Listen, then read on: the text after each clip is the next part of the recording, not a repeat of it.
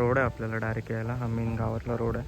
या साईडला संपूर्ण आतगाव दिघीकडे जातो, हायवेकडे जातो, हा गावामध्ये जातो आणि इथून सरळच आपण बीचवरती जाऊ शकतो.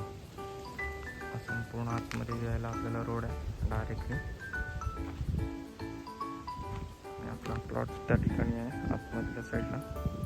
संपूर्ण ओपन पटांगण आपल्याला मिळून जातं इथे.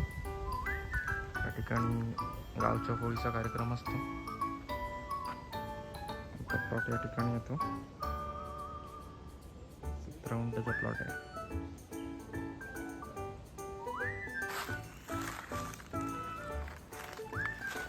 एक 1 BHK RCC बंगलो आहे आपल्या या प्लॉटमध्ये.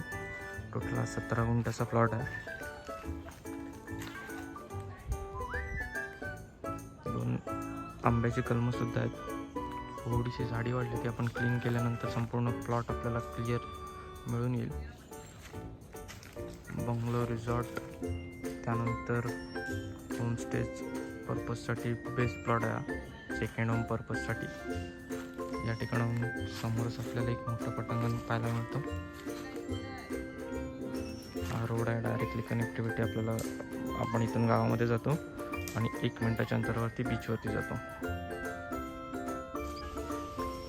17 गुंठ्याचा प्लॉट आपला ह्या माडांच्या तिकडनं जातो. तसा तो पोल दिसतो तिकडून, त्या झाडापासून संपूर्ण चौरस होऊन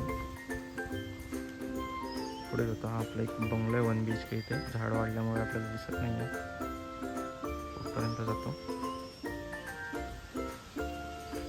येत तिकडून तशी आहे. नारळाची झाडे आहेत आपल्या इथे.